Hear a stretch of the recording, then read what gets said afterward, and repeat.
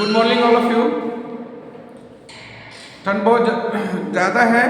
कल एक दिन का वीडियो नहीं गया होगा आप लोगों के पास, ठीक है। तो आज हम लोग एक नया वीडियो के साथ आए हैं, है ना। आज हम लोग पढ़ेंगे न्यूक्लियर एनर्जी के बारे में, है ना। कल गला बहुत ज़्यादा खराब हो गया था ठंड के कारण, ठंड लग गया था मुझे थोड़ा, इसलिए हम वीडियो बना नहीं पाए। तो आज हम लोग एक नए टॉपिक जो तुम्हारे जस्ट उसके आगे वाला ही टॉपिक है, जो टॉपिक हम लोग बात किए थे, है ना। तो है न्यूक्लियर एनर्जी के बारे में। तो न्यूक्लियर एनर्जी में हम डायरेक्ट टॉपिक पे आने से पहले कुछ शॉर्ट टर्म में कुछ चीज़ को हम समझते हैं, है ना। हालांकि तुमको पता है जो टॉपिक हम लोग बात करने जा रहे हैं, ये जो टॉपिक है, ठीक है, सबको पता है कि this topic is related to chemistry, है, ठीक है। एक और ये जो टॉपिक है केमिस्ट्री से रिलेटेड है, लेकिन चूंकि फिजिक्स में आया है न्यूक्लियर रिएक्टर में बात करने के लिए, क्योंकि न्यूक्लियर रिएक्टर थोड़ा सा पढ़ना है, न्यूक्लियर एनर्जी के बारे में थोड़ा सा पढ़ना है, तो थोड़ा ही हम लोग बात करेंगे इसको थोड़ा सा आगे कि व्हाट इज न्यूक्लियर एनर्जी। तो न्यूक्लियर एनर्जी से पहले थोड़ा पीछे चलते हैं केमिस्ट्री में, हल्का सा, ज़्यादा पीछे नहीं जाना होगा, आगे देखो। तो उसमें हम लोग बात कर रहे हैं न्यूक्लियस की बात। तो न्यूक्लियस क्या होता है सबको पता है। तो कह रहा है किसी भी कोई भी चीज़ ले लो, उसका जो सबसे छोटा पार्टिकल्स होता है ना, कोई भी मैटर का छोटा सा पार्टिकल होता है, वो क्या होता है एक्चुअली एटम होता है। पहले के जो साइंटिस्ट है उसमें बात किए, है ना, डाल्टन एटॉमिक थ्योरी और जो भी आया उसके बाद भी बात हुई। तो सब लोग पहले अपना अपना थ्योरी दे दिए कि एक एग्जाम्पल बता रहे थे, एटम इज इनडिविजिबल, मतलब उसको तोड़ा नहीं जा सकता है, उसको डिवाइड नहीं कर सकते। तब तक तो ठीक था, लेकिन जब लोगों को पता चला, साइंटिस्ट लोग जाने कि नहीं एटम डिविजिबल होता है, और जब वो डिविजिबल किए, जब उसको डिवाइड किए, तो उनको कुछ चीजें पता चला उनके अंदर। तो क्या पता चला कि एटम के अंदर एक जगह पे प्रोटॉन और न्यूट्रॉन मिला। मतलब मिला कैसे नहीं मिला, इस सब केमिस्ट्री में बहुत सारा एक्सप्लेनेशन है उसके बारे में, रदरफोर्ड के बारे में, है ना, नील्स बोर के बारे में, जेम्स चैडविक के बारे में, गोल्डस्टीन के बारे में, है ना, और जे थॉमसन के बारे में भी है। तो ये सारा कुछ है केमिस्ट्री में। अब इतना डिटेल करेंगे तो 2 दिन इसी में चला जाने वाला है हम लोग। तो हम लोग थोड़ा सा ब्रीफ में हम समझेंगे कि भाई जो न्यूक्लियस है, एटम के अंदर वाला एक ऐसा जगह जहाँ पे प्रोटॉन और न्यूट्रॉन रहते हैं। यानी कि मान लो कि ये एटम है, यहाँ पे ये एटम है, तो इसके अंदर ये यहाँ एक ऐसा जगह है जिस जगह में पी है और एन है, प्रोटॉन और न्यूट्रॉन है। और ये प्रोटॉन और जो न्यूट्रॉन है न्यूक्लियस में, ठीक है।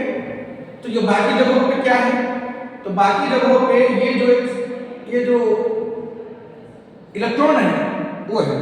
तो उनके रहने का क्या तरीका है, तो उनके रहने का तरीका है कि एक फिक्स सर्कुलर पाथ में रहते हैं, एक फिक्स सर्कुलर पाथ में रहते हैं। तो ये फिक्स सर्कुलर पाथ को क्या बोलते हैं, ऑर्बिट बोलते हैं। क्या बोलते हैं, ऑर्बिट।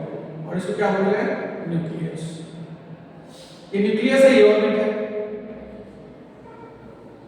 तो ऑर्बिट में क्या होते हैं, इलेक्ट्रॉन्स होते हैं, कोई दिक्कत नहीं, यहाँ पे इलेक्ट्रॉन्स होंगे, यहाँ पे इलेक्ट्रॉन्स, यहाँ पे इलेक्ट्रॉन्स, लेकिन यहाँ पे क्या होंगे, प्रोटॉन और न्यूट्रॉन होंगे।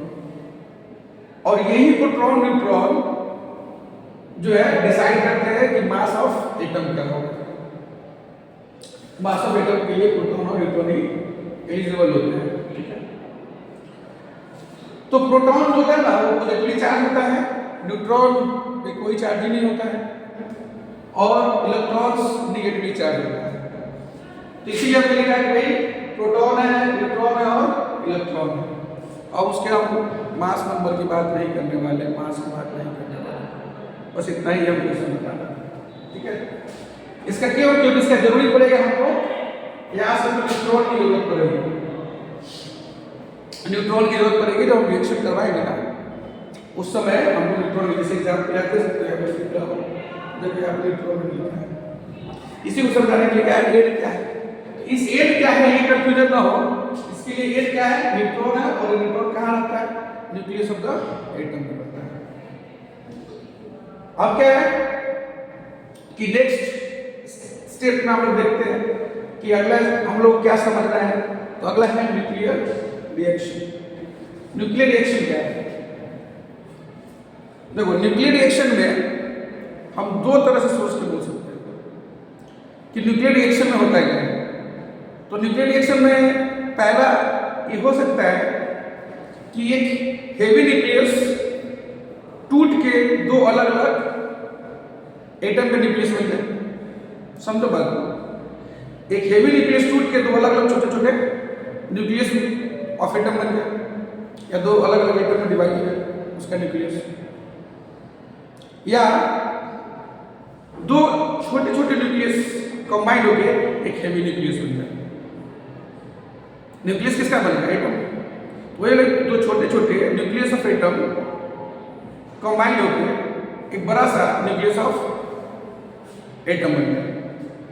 तो ये दोनों प्रोसेस में क्या होता है ना, ट्रिमेंडस अमाउंट ऑफ हीट निकलता है, बहुत ज्यादा हीट एनर्जी बाहर आएगा।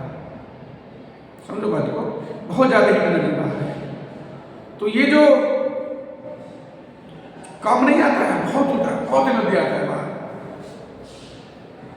तो हम न्यूक्लियर रिएक्शन को इसी सेंस में हम लोग डिफाइन कर सकते हैं कि एक ऐसा प्रोसेस है जिसमें जो न्यूक्लियस है, कोई हेवी न्यूक्लियस, बड़ा न्यूक्लियस या सीधे न्यूक्लियस बोलो, वो टूट के स्प्लिट्स हो गए, दो अलग अलग न्यूक्लियस हो जाए, 3 हो जाए कोई दिक्कत नहीं, 4 हो जाए, लेकिन कम से कम 2 तो हो जाए,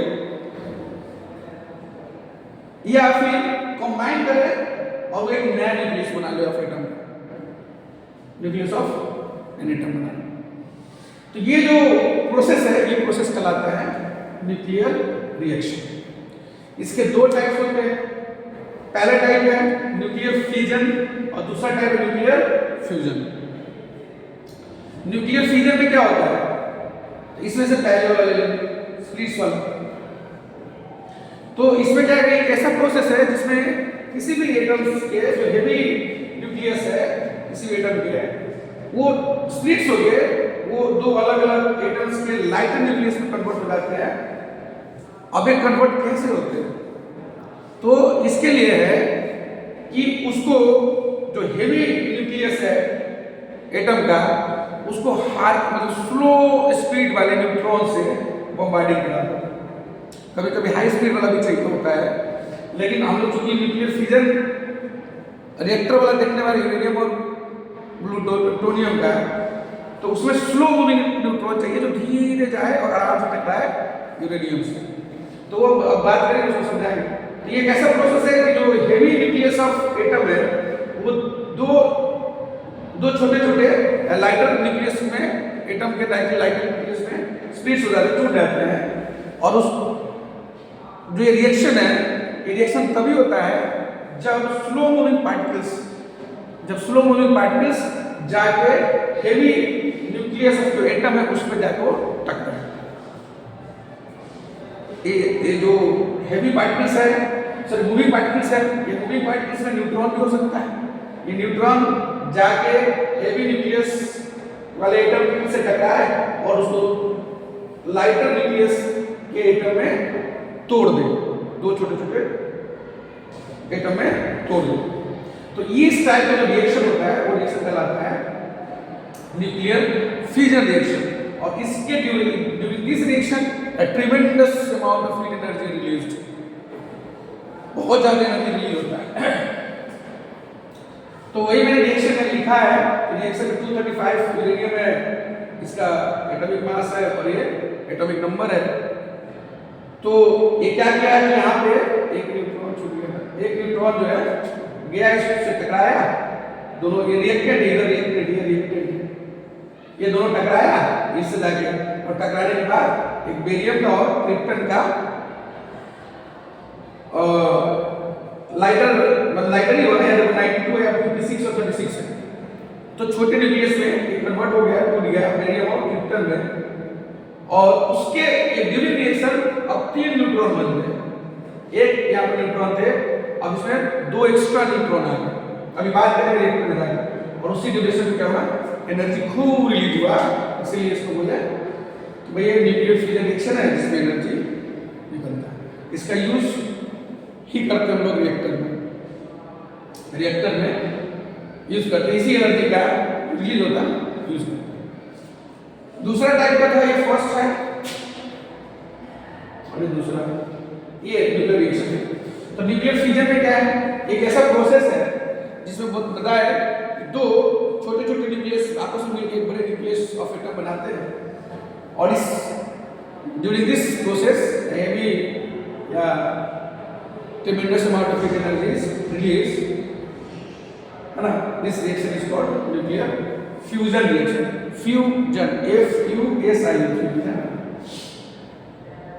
अब याद करना बड़ा मुश्किल होता है फ्यूजन और फ्यूजन, तो हम जो बचपन में याद किए उसको बता रहे हैं। ये हम इसको पकड़ कर रखे हैं हमेशा, U को, F-U मतलब यूनाइट करना, जोड़ना, यूनाइट। तो यूनाइट वर्ड से हम याद करते थे, जहां यूनाइट हो जाए यूनिट, है ना, तो वहां पे जुड़ेगा। ये जुड़ने वाला याद रख के अच्छे, जब जुड़ने वाला आएगा तो न्यूक्लियर फ्यूजन बोलेंगे, जब 2 न्यूक्लियस जुड़ेगा। यहाँ इसका उल्टा बोलना है तो डिवाइड बात करते, ठीक है। तो ये न्यूक्लियर फ्यूजन रिएक्शन, इसमें भी हीट एनर्जी। अब हम बात करते हैं कि ये जो फ्यूजन रिएक्शन है वो होता कहाँ है। तो ज्यादातर देखो हाई टेम्परेचर चाहिए फ्यूजन रिएक्शन के लिए, टेम्परेचर का बहुत ज्यादा होना जरूरी है। टेम्परेचर बहुत ज्यादा जब हो जाए तब न्यूक्लियर फ्यूजन रिएक्शन होगा। दोनों इसमें एग्जांपल बता दें, सन और स्टार के अंदर जो एनर्जी निकलता है, हीट एनर्जी, सन और स्टार के अंदर, तो उसके अंदर फ्यूजन रिएक्शन होता है। फ्यूजन रिएक्शन में क्या होता है, तो उसके अंदर हीट एनर्जी बहुत है, इसलिए रिएक्शन ही होता है। तो ये किस स्टेप, कितने स्टेप में होता है, तो जो मान लो अरे सन भी क्या है, स्टार ही है, नजदीक है, इसलिए हीट एनर्जी खूब आता है। तो देखो स्टेप 1 में क्या होता है कि जो सन है वो स्टार है, उसके अंदर हाइड्रोजन का जो है, 2 छोटे हाइड्रोजन आपस में मिलकर हीलियम में कन्वर्ट होता है। सॉरी, 2 हाइड्रोजन मिलकर ड्यूटेरियम में कन्वर्ट होता है। ये इसका 1 ही रहेगा, है ना, हाइड्रोजन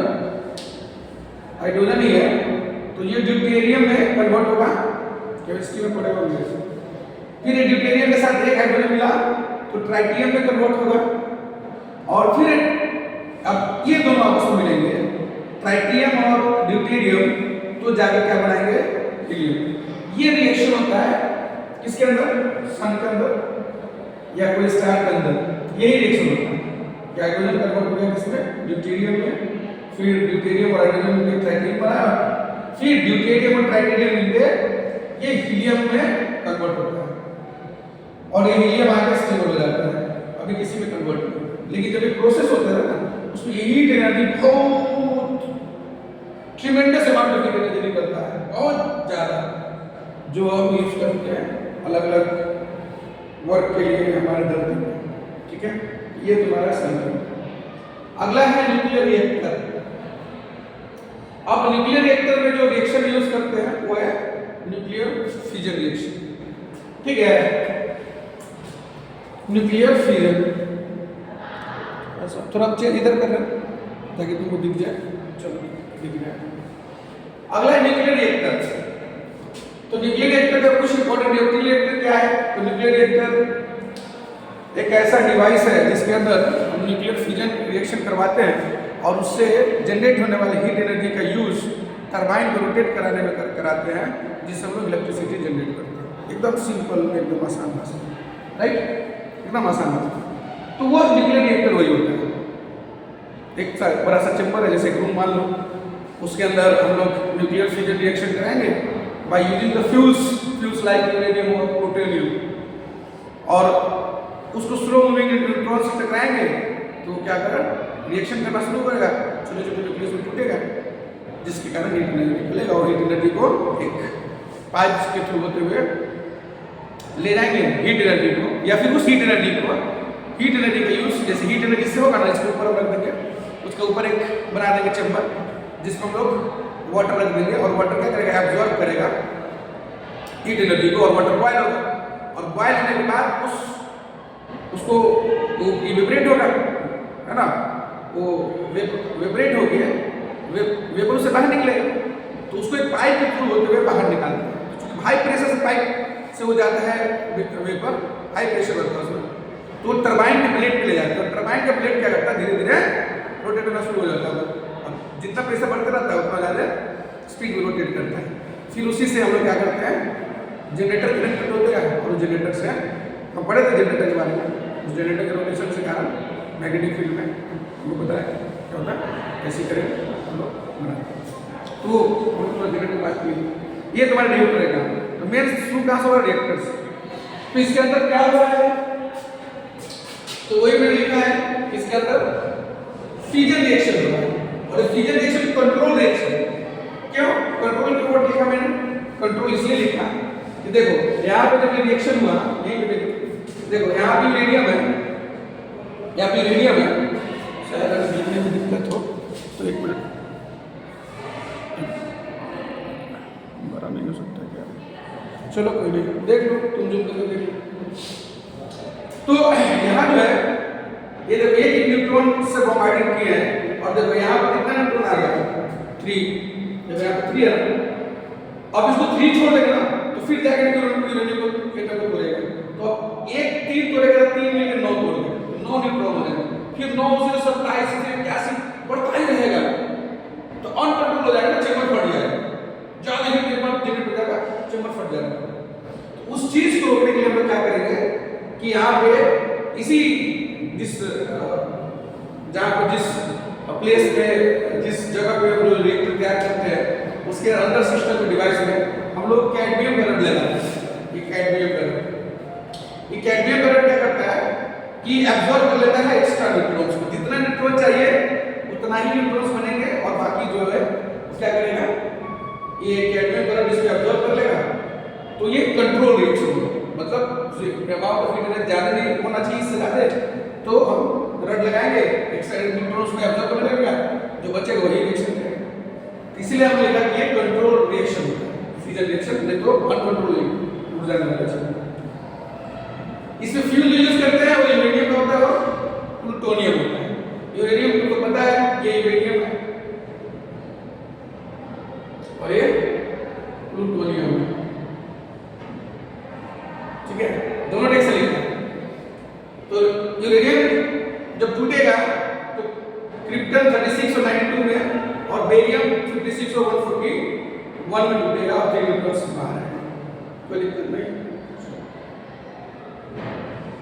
अगला है प्लूटोनियम जब रिएक्शन करेगा तो जेडी और जेआर इसमें टूटेगा, तो इसमें हम लोग याद रखना फ्यूल क्या होगा, मॉडरेटर में हम लोग क्या यूज करते हैं, मॉडरेटर में वाटर यूज करते हैं या फिर उसके लिए ग्रेफाइट यूज करते हैं, कि इसका काम क्या है मॉडरेटर का, तो जो न्यूट्रॉन है ना, ये न्यूट्रॉन जो फास्ट मूविंग है उसको स्लो कर देगा, मॉडरेटर का भी है, जो न्यूट्रॉन बहुत तेजी से मूव कर रहा है ना उसको स्लो करेगा, नहीं बहुत ज्यादा फास्ट करेगा ना तो उससे प्रॉब्लम है।